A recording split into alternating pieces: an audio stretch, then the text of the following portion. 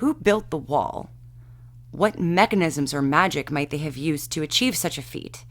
And what could the Horn of Joramun have to do with any of it?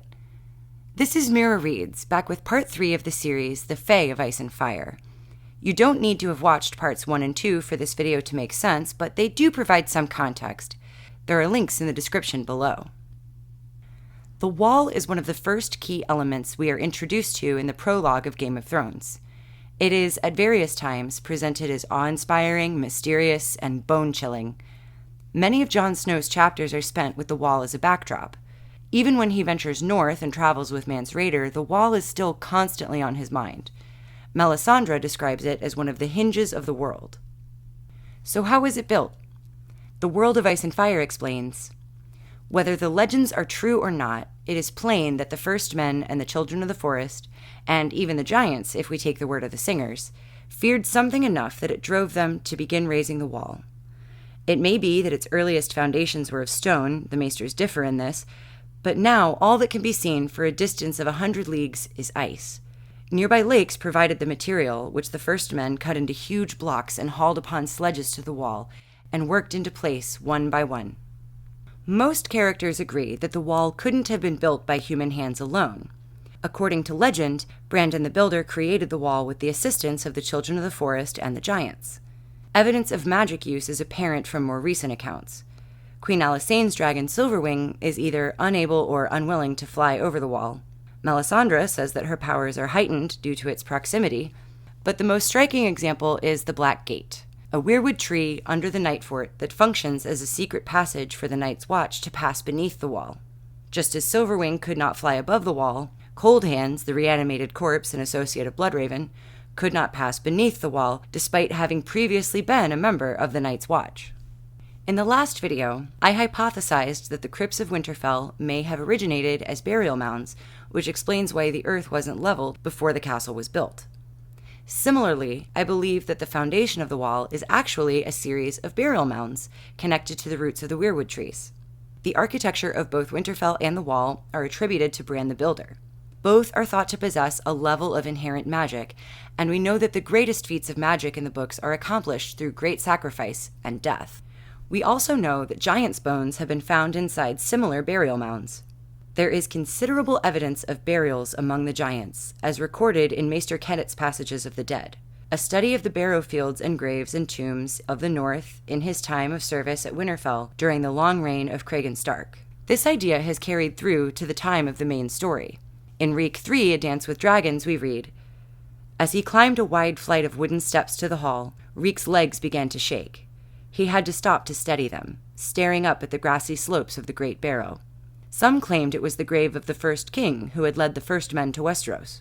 Others argued that it must be some king of the giants who was buried there, to account for its size." So we know that the giants bury their dead. If we want to allege that there is some sort of magical connection to the children, however, we need more.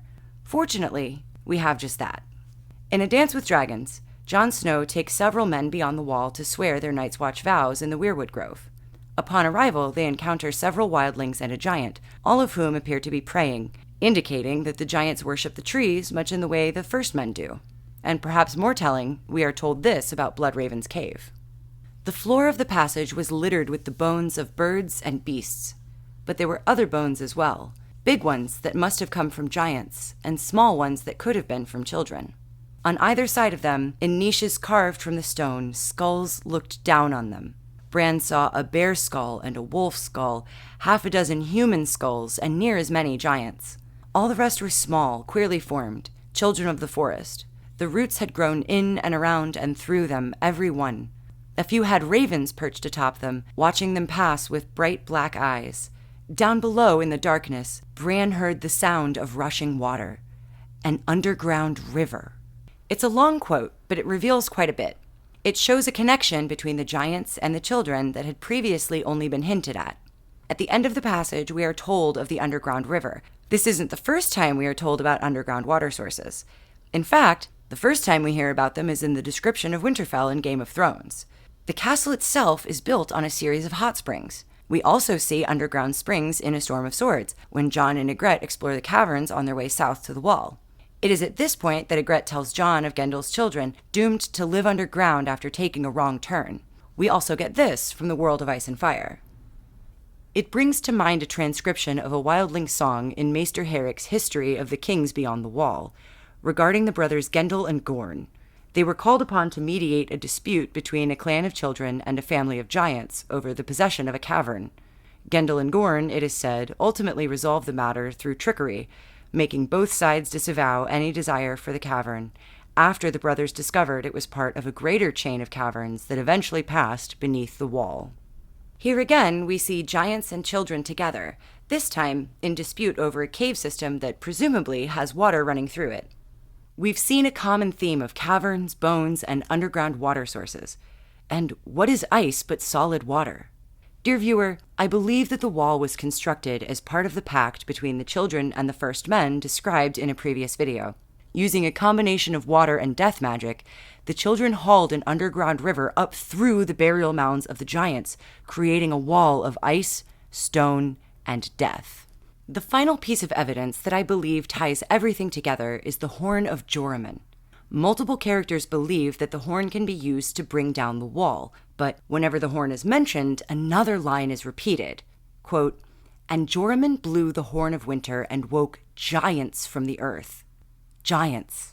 It is likely that, if the horn does in fact exist, it is designed to do just that, wake giants.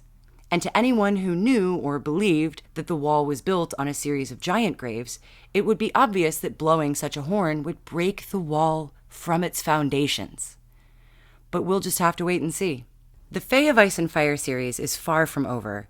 If you want to help select the next theory, consider subscribing to my Patreon, which is linked in the description. If you don't want to miss the next installment, be sure to hit like and subscribe. Until next time.